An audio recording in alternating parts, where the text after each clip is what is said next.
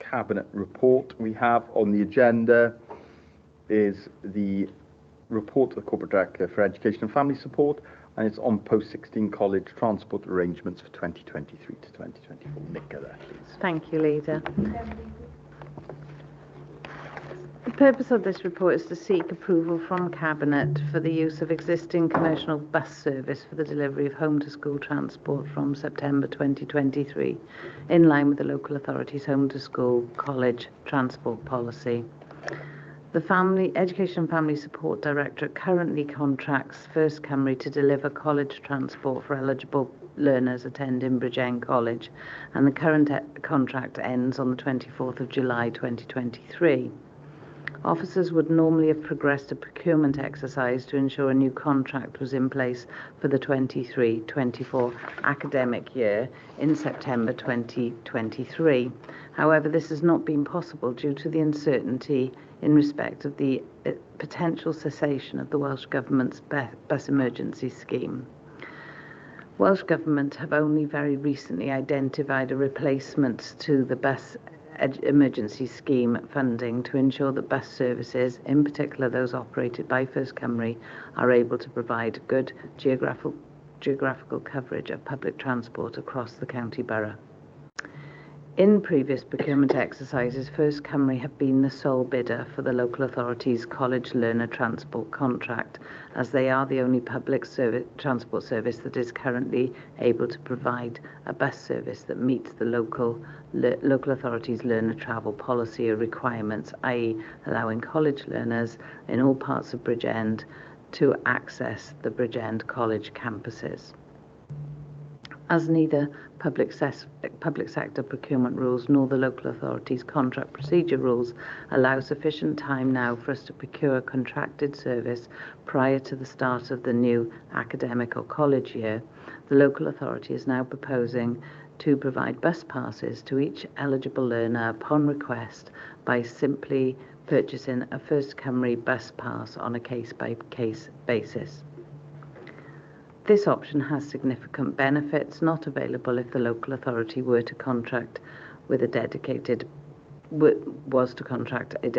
public bus service, and they are listed in 3.5.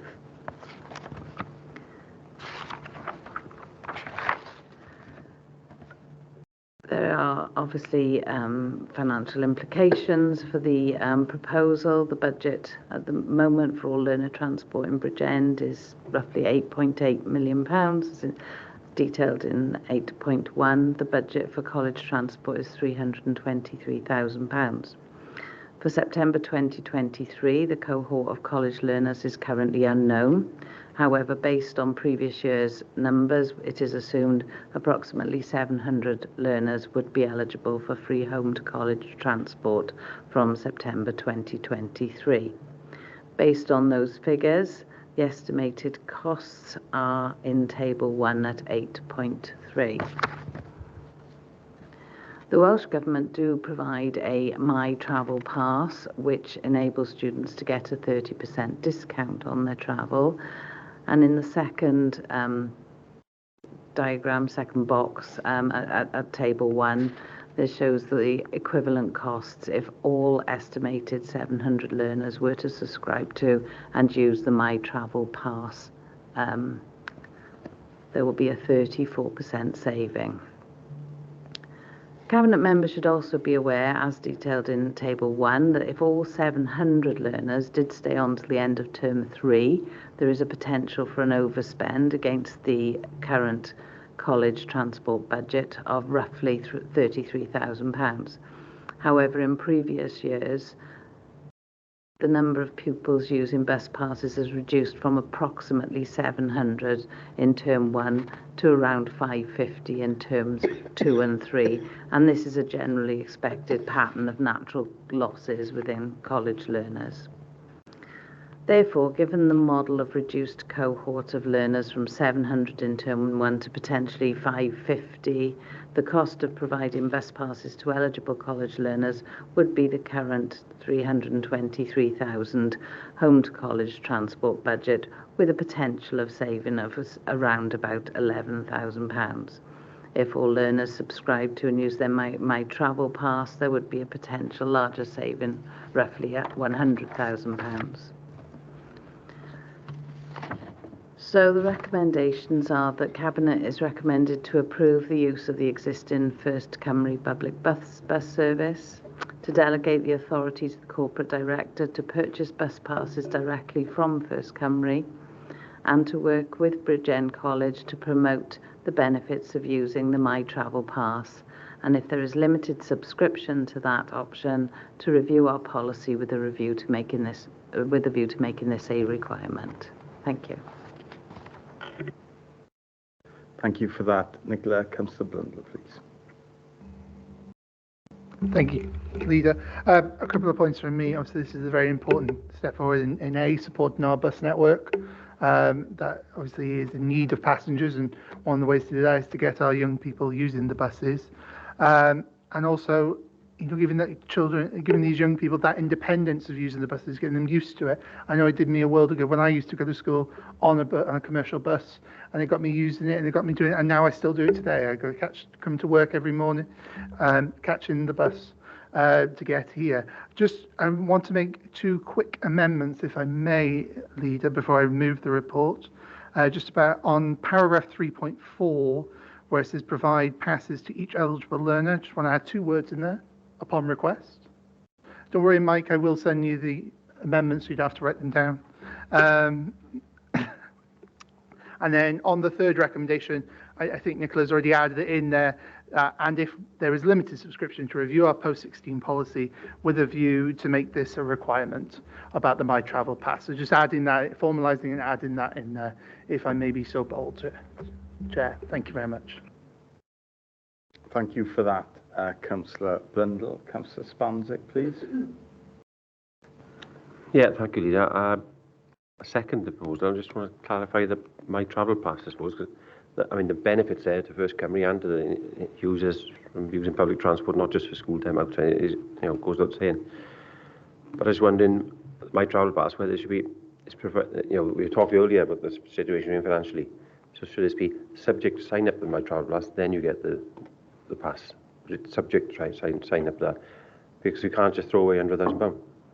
So every single person in receipt of this pass, in my book, must sign up to My Travel Pass. We can't throw away £100,000. Thank you for that, Councillor Spanzik. I can see that Kelly wants to come in here. I know it's something we are looking at in terms of going forward and what we do in the future about that requirement, because we want to maximise the savings, don't we, and the benefit of the schemes that are available. Kelly, please. Thank you, Leader. I think Councillor Blundell did propose an amendment, and the amendment is that if there isn't the required sign-up to the My Travel Pass, then Cabinet will look at reviewing the policy with a view to making that a requirement to receive the bus pass. Thank you for that, Kelly. Deputy Leader is next, please. Thanks very much, Leader. I'm quite happy to support the proposal as amended, and I think that's quite right and proper that some of our constituents should take some responsibility. We keep having the conversation about what we can do, but actually this is something that our residents can do to support our budget arrangements. And it's much better for young people to be more independent, to learn some very good skills, to get themselves about when they go into the world of work. Thanks very much, Leader. Thank you for that, Deputy Leader. And of course, this is a very direct way of also supporting our bus network, isn't it? Because obviously this does provide support to our biggest provider of routes across the county borough, and every time someone accesses the scheme is a way of supporting our buses. So it's a way that we're also doing that, and quite a significant fund it is too, with the current budget being £323,000. Okay, So the recommendations with the amendment have been moved and seconded. Is everyone in agreement, please? Okay, thank you, colleagues. And we will now move on to the third item. Once we do that, we will invite Councillor Farr back into the meeting.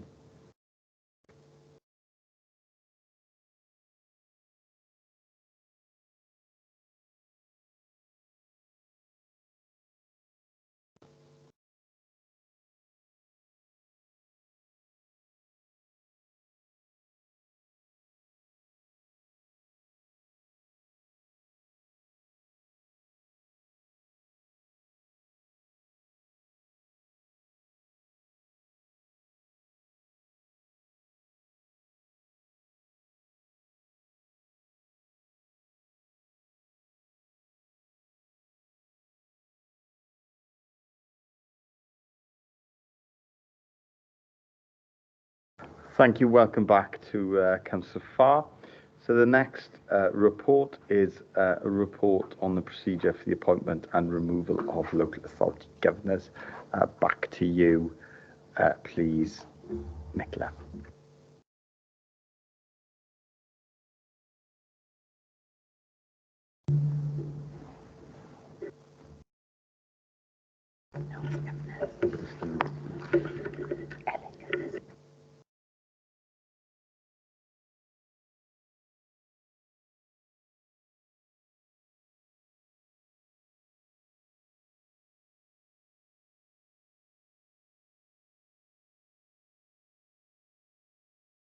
We're just having some technical problems here, colleagues. You won't be able to see those technical problems online, but we are just having some technical problems and difficulties. So we will just work our way through those as quickly as we can, and we will be rejoining you online soonest.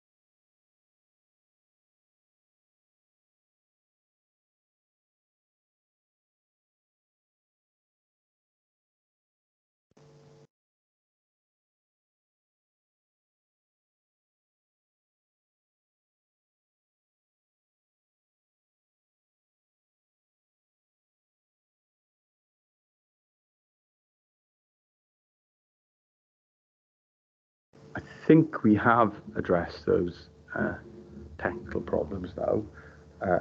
And you wanted to come in, didn't you, Councillor Blundell? Yes, I did. Thank you, Leader. It's just really, so obviously, this report has gained a little bit of interest and again, needs a little bit more refinement, I think, in it. So if with your, I beg your indulgence, we'll just pull this report today and defer it to our meeting in September, so we can just fine tune those little bits of information that we need to go through, if that's all right with you and the rest of the Cabinet. I'm certainly content for it to be deferred to a future meeting. I think there is additional work that needs to be undertaken on the report. Is everyone in agreement with that, please, colleagues? Thank you for that. And we will now move on to the next report, which is a report of the Chief Officer for Legal, Regulatory, HR and Corporate Policy, and that is on our Council, Cabinet and Overview and Scrutiny Committee forward work programmes. Kelly, please. Thank you, Leader. This is an administrative report, and the purpose of which is to seek your approval for items to be included on your forward work programme for the period the 1st of July 2023 to the 31st of October 2023, and for Cabinet to note the Council and Overview Scrutiny Committee's forward work programmes for the same period. Leader, the forward work programmes are set out in your report at Appendix 1, 2 and 3, and I therefore take you to the recommendations of paragraph 9 and ask you to approve your forward work programme and note the overview and scrutiny work programmes. Thank you. Do I have a mover, please? Move that report, Leader. Thank you, Councillor Spanzik. Thank you, Councillor Blundell. Is everyone in agreement? Thank you, colleagues. Thank you, Kelly. We'll now move on to the report, the first report of the Corporate Director for Communities, and it's on the transfer of Cheapside Police Station and Brackla 1 multi-storey car parks to Bridgend College, the proposed transfer of those sites. Janine, please. Oh, thank you, Leader. So the purpose of the report we have in front of you today is pretty self-explanatory from the title, I think, Leader, but it's to report on the progress that we've made in relation to supporting the aspirations of Bridgend College to relocate their main campus into Bridgend Town Centre on BCBC-owned sites, including the former South Wales Police Station at Cheapside and the Brackla 1 multi-storey car park. And it's also to seek approval to progress with the transfer of these sites on a long lease to Bridgend College in order to facilitate the development of this key site within Bridgend Town Centre that is a key part of our master plan for the regeneration. Now, BCBC has been working collaboratively with key public and private stakeholders to ensure that we had a suite of deliverable projects which will have a transformational impact on the town centre itself. And we've been working alongside Bridgend College to support their aspiration to transform their learning environment with a brand new state-of-the-art modern campus in the centre of Bridgend, which will complement the campus that they have down in Porthcawl, all funded via Welsh Government and what was formerly known as 21st Century Schools. I think it's now known as Sustainable Communities for Learning. Thank you so much. Not an easy one to remember. But following a significant amount of feasibility work carried out with Bridgend College and ourselves, we considered that the former Cheapside Police Station and the Brackla 1 multi-storey car park were considered suitable in terms of size and location for a new campus. Again, the town centre will benefit greatly from this. It will significantly contribute to the economy from daily student and staff footfall. It'll bring increased spend for local businesses and also demand for additional services and infrastructure. Now, in June 21 Cabinet, you approved a proposal to enable officers to progress discussions with the police on the acquisition of the town centre, the police station, and also to speak to Welsh Government's estate co-location and land transfer protocol. We were successful in June 21 in securing Welsh Government grant aid to support the acquisition and the future demolition of the police station. And also, Bridgend College were very successful in gaining support from Welsh Government to locate their new campus there. Now, in November 21, the acquisition of the Cheapside Police Station was approved by Cabinet, and we have subsequently demolished out that building to form part of the joint regeneration scheme. Now, in March 2020, we also presented a paper to CMB about the condition of the Brackla 1 multi-storey car park. It identified a number of issues with that car park, including delamination of the concrete soffits that could present a health and safety risk, structural components were failing, and structural repairs were required. In essence, the car park at Brackla 1 is life expired, it's structurally unsound, and the decision was to close it and to demolish it and seek to relocate the shop mobility service. Now, in January of 21, the ongoing structural inspections identified an increase at the rate at which the spalling was occurring, so it caused for an immediate closure of the car park. It's been remained closed since January 21, and officers are bringing forward plans to demolish it now. Now, what is the current situation? Well, in order to facilitate the development, it's a requirement by Welsh Government that any proposed sites are in ownership control of the developing educational establishment. So in essence, both sites must now be transferred to Bridgend College if the development is to proceed. The college have done an awful lot of work and have indeed got a very successful tender underway. Their planning application is going in on the 26th of July to our planning committee here in Bridgend, and all of their money is in place with Welsh Government. So the final part of this jigsaw really is to move the land leases over to the college. Now, if we discuss in Section 8, there are some financial implications that it might be worth just considering, Leader and Cabinet. So the financial implications for BCBC are in respect of transferring assets currently owned by us to the college on a long leasehold based at a nil value. That's the consideration. And the reason for that, really, is the acquisition and demolition of the South Wales Police Station was funded by a grant allocation from Welsh Government. Now, the Brackla 1 car park site is currently valued on our balance sheet to BCBC at a value of 310,000. And that is based on a cleared, ready for development land value. Now, the estimated cost of demolishing the car park at Brackla 1 has been made between 900,000 and 1.4 million. And it incorporates a significant cost of securing indemnity insurance. And if I just explain some of that, what we have at Brackla 1 is an structurally unsafe car park that has to be demolished for health and safety grounds. However, it sits next to the main train line running from London through to Swansea. It sits next to two commercial operations, Asda and an Aldi store, and also a main road. So the demolition at that site is incredibly complex, and we can't proceed unless Network Rail give us the go-ahead. We've also required to take out an indemnity policy for £155 million just for this demolition itself. So all of that is a fairly complex project. Now, when we do demolish out that site, it'll be cleared and levelled to the ground floor only, leaving considerable piled foundations and a lot of subterranean elements in situ. And it is estimated that you'd have to spend costs of up to 350,000 to make the site capable of beneficial redevelopment, resulting in the nil value of that site. So these costs are factored into Bridgend College's development costs, and it's proposed that the site will transfer to the college in this state. Now, should the site be retained by BCBC, we would have to incur this £350,000 cost, and at this stage, there's no funding for this element. So at this stage, both assets are going to be transferred at nil consideration in recognition of the council's contribution to bring forward this key town centre development opportunity. The police station, as I've said, was acquired with the benefit of Welsh Government grant, and the Brackla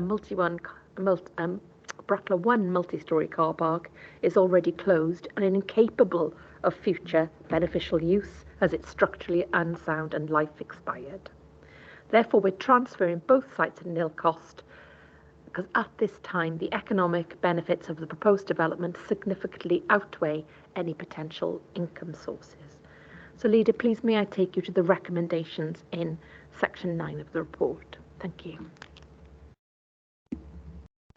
Thank you for that, Janine.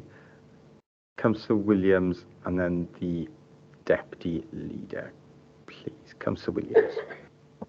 Yeah, thank you, Leader, and thank you, Janine, for the report. I'm happy to move the recommendation. I accept your explanation of the constraints around any future development for Brackla 1 and therefore the valuation. But I don't think we should lose sight of how exciting a project this is to partner with Bridgend College. You know, this is a multi-million-pound investment in a key site in Bridgend town, and the future benefits of a college of that standard and in a prominent Bridgend town centre setting it just far outweighs any value at this stage. So I wish the project well. and I'm very happy to be a part of it in its infancy, and I support the recommendation. Thank you, Leader. Thank you for that, Councillor Williams. It is indeed a very, very exciting project, and will secure the biggest ever single investment in Bridgend Town Centre, and the biggest ever investment in an education project in the county borough as well. That is the scale and extent and potential impact of this project. Deputy Leader, please. Thank you very much, Leader. I'm very happy to second the report. I do have a couple of questions around clarity and process, please. You've stated that the value of the land is nil, Janine. I suppose I'd like some reassurance that that wasn't one of our officers determining that value. I suppose we're disposing of assets, and what I want to seek reassurance about is it's the right thing and why we're doing it, really, please. Okay, thank you, Deputy Leader. Janine, please. Yes, thank you, Deputy Leader. Anytime we dispose of assets as a local authority, we have to take advice from the district valuer. And the district valuation that has been put on this site is the 310,000 actually, based on a cleared site. So without a shadow of a doubt, it would cost more to make this site ready for redevelopment than it would the intrinsic value in it. So from our point of view, as a council, bringing this wonderful over £70 million worth of college development, and the footfall, and not just from the pupils but from the students, and it will be good for both day and nighttime economy because the college are proposing to transfer their theatre into the new building, so people will be able to gain access to the building. There will be bars and bar areas, and also this theatre for evening, so it'll contribute to both day and the nighttime economy of Bridgend, and it will really kickstart some of our redevelopment aspirations in the town centre. So for that reason, I think that we're making the right decision to work with a partner such as Bridgend College and to offer them the long leases on both of these sites. Thank you, Deputy Leader. Thank you for that, Janine. Next we have Councillor Spanzik, please. Thank you, Leader. Yeah, and it's exciting times to see this development come to fruition. It's a few years away yet, though. I think next steps will be the Aldi site and linking to the station and having a transport hub, so we've got all that sort of sustainable transport. And it does point out in the report that it will be built to net zero carbon standards, tying in with our decarbonisation commitment. But the question I got is, what if something drastically went wrong and this didn't proceed? I can't find it, but I'm sure in the report somewhere it says the land will revert back to us if for some reason, I don't know what, but so it is in the report that if something goes wrong or this doesn't proceed, we'll end up with the land back so we can use then for whatever purpose. Okay, thank you. Thank you for that, Councillor Spanzik. Janine, please. Yes, thank you, Councillor Spanswick and Leader. Yes, you're absolutely correct, Councillor Spanswick. In the event that this does not go ahead, both sites then return to BCBC, and then it'll be for us to decide what the future is. Yeah, that's correct. Thank you, Councillor Spanswick. Councillor Farr is next, please. Thank you. I really welcome that we are progressing with this, because it will increase so much footfall in town, especially the market with our little new businesses that's been set up as cafes and things. So really glad to see that we're like a step closer to achieving our new college. Absolutely. Thank you, Councillor Farr. Councillor Spanszik, is that a new hand or a legacy hand?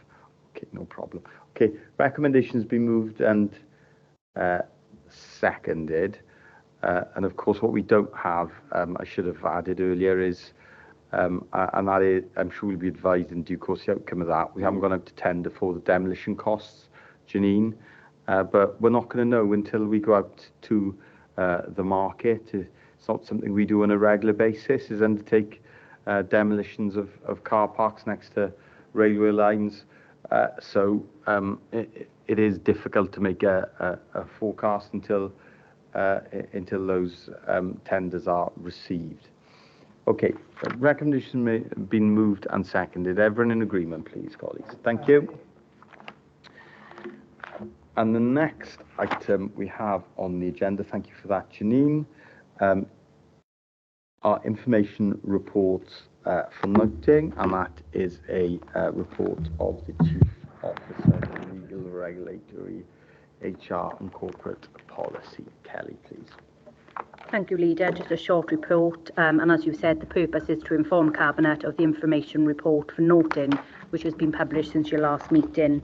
The details of the report can be found in paragraph 3.1, and it's the report titled Outcomes of Estyn Inspections of Primary Schools in Bridgend during the Spring and Summer Term 2023. I therefore ask you to note the content of the report. Thank you for that, Kelly. Councillor Blundell, please. Thank you, Leader. Obviously, the Estyn reports are in the information reports, and I think it's worth highlighting some of the really good work that's going on in our schools. You know, we've heard it in the last few cabinet meetings of some of the great stuff. So I'm just going to pick out some bits from each of the Estyn reports, if you'll indulge me. Let's start with Coedchurch Primary. The school has a strong ethos of respect and tolerance. Croisty, the staff are warm and encouraging working relationships with their pupils. Also a special shout out to the head teacher, Miss Nicholas, who Estyn came in, I think it was 2-3 weeks after she started. So real hit the ground running there, isn't it? So really a great shout out to her and the school there. Cumberland Primary, people show great pride in themselves, their school and their work. Nancy Moyle, the partnership between the school and parents is a strength, and parents are proud and that their children are part of such a warm and inclusive school community. And also there was a shout out for their governors in the report as well. I know one of our cabinet members who is a governor will be very happy to hear about that as well. St Mary's and St Patrick's Catholic Primary School, pupils' behaviour is impeccable and they are courteous and welcoming to adults and visitors. Most people show care and consideration for each other regularly.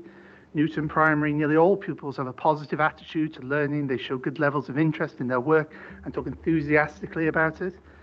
Garth Primary School, there is a strong sense of teamwork at the school, and the head teacher, senior leads and staff work together positively. The head teacher leads the school diligently and passionately, and working with the staff and leadership team, she has developed a clear, understood vision for the school that focuses on high achieving standards and driving change. Brentirian Infant School, pupils' well-being is at the heart of the school. All staff work well to create a caring community to ensure that pupils and their families are supported sensitively when in need. I think those points are really important to highlight because it's not just about ABCs, 1, 2, 3s at schools, which are very important, but it's also about well-rounded individuals and well-rounded children. And it's great to see that those elements, especially from the new curriculum, are coming into our new schools and shining through these Estyn reports. So all these schools have recommendations and they will now form part of each one's school improvement plan, and they will be worked on with officers and the school individually. And now we come on to Cairo Primary. Obviously, Cairo Primary going to special measures is very disappointing, but we will work with the school to develop a plan to make sure that firstly they come out of special measures, but they then move to a position of strength for that community. So on that, if you'll indulge me, I was going to ask Nicola if she could outline for members here and also for the public at home to say what support yourself and the team will be giving to make sure we can get this school out of special measures as soon as possible. Thank you. Thank you. Thank you for that, Councillor Blundell, and I certainly echo those words about the schools that have had Estyn inspections. They're very, very positive reports in the main. And I'm sure we'll work on meeting with all the schools, because all the schools have some recommendations. We will ensure that those recommendations are addressed. Over to you, please, Nicola. Thank you, Leader, and thank you, Councillor Blundell. Yes, and members will note in 3.44 of the report there are lots of strengths in Cairo School, and lots of those are around well-being as well. So that is really pleasing to hear, although, of course, we are disappointed that the school requires robust follow-up from that inspection. I would say that the school is suffering with a very significant number of staff off sick, and that position has gone on for quite some time. So obviously there is quite a lot of support going in from officers, particularly from our Human Resources Department, trying to support the acting head teacher to help those individuals return to school where appropriate, or establish fairly regular support from the same agency workers over a period of time, if that's the best we can do. We are supporting the school and the governing body to appoint a substantive head teacher, and in fact interviews are this week, Thursday and Friday. So permanent leadership of the school is obviously really important going forward. The improvement partner and senior leaders in the school will now develop a PIAP, a post-inspection action plan, and they'll have support to do that, and that PIAP will be monitored regularly. There will be support from Central South Consortium with a regional lead governor to support the governing body in their development and understanding their role within the PIAP and the monitoring of that information. And we've already brokered support around a number of issues from Central South Consortium. These include literacy, numeracy, mathematical development, curriculum and pedagogy. So there's quite significant levels of support already going into the school, and we're very early days in their improvement journey. Thank you for that, Nicola. Councillor Blundell, please. Yeah, just say thank you for that, Nicola, and I'm sure we'll keep members, especially those local members, invested in what's going on in that school, and keep them up to date. So with that in mind, Leader, I will actually move the report. Thank you. Thank you for that, Councillor Blundell. And in addition to that, we have the School Improvement Group. It's chaired by myself, attended by the Deputy Leader. Councillor Blundell is the Cabinet Member for Education. Other Cabinet Members. It's also attended by the Chair of the Overall Scrutiny Committee, Councillor Williams. And we will ensure that there's regular reports to that group on the progress of this school, and we will ensure that all the support that is needed will be provided. So of course we were providing intense support this week to the recruitment process of the new head teacher, and I think as well I suggest that we should have a report at some stage to Cabinet, a public report outlining the progress that is being made at the school, because progress has already been made at the school. But I wouldn't want us to lose sight of the fact that Eston themselves recognise some positive features at Cairo Primary School. We cannot lose sight of that. So they describe the school as a highly inclusive community where relationships between adults and pupils are a strength, where teachers create calm and thoughtful learning environments, and the Rainforest Nurture class provides strong support for pupils who find mainstream classes challenging. And there's strong Welsh language skills there, and pupils know how to keep themselves safe online. So there are positive features. We will build on that. The school will build on that. We'll build on that together with the school and with Central South Consortium. And as Councillor Blundell has highlighted, all the other schools in this report have had features of strength highlighted by Eston. And I would say as well that Cwmfelin Primary School have actually been asked by Eston to produce a best practice case study, so that can be shared across Wales. So that is indeed a very positive assessment of the work that is happening at that school. So the proposal is for the report to be noted. Is everyone in agreement with that? So of course we will, when it is timely, bring a report back to this Cabinet on the progress at Cairo Primary School. Everyone in agreement? Thank you, colleagues. Thank you very much, Nicola, and please convey our thanks to the schools for the work that they are doing. We do not have any urgent items, So we will now move on to agenda item 16, which is a proposal to exclude the public, and that is following the test that we must always apply in such cases. And I will ask Kelly to take us through that, please. Thank you, Leader. As you said, there is a test to apply. The general principle is that councils will deal with the decision making in open session. However, there are exemptions that apply if the information you're going to be discussing contains confidential or commercial information, which in my view the next two reports do. So therefore you need to apply the public interest test to see whether you exclude the public from this discussion at this point. And obviously at a point in time when that information can be shared in the public domain, you will do so. I'm certainly satisfied that applying that test, I'm weighing up the balance that the public should be excluded because of the commercially sensitive information. Is everyone else in agreement with that, colleagues? Yes? Okay, thank you. In which case the public are excluded. Can I now just check with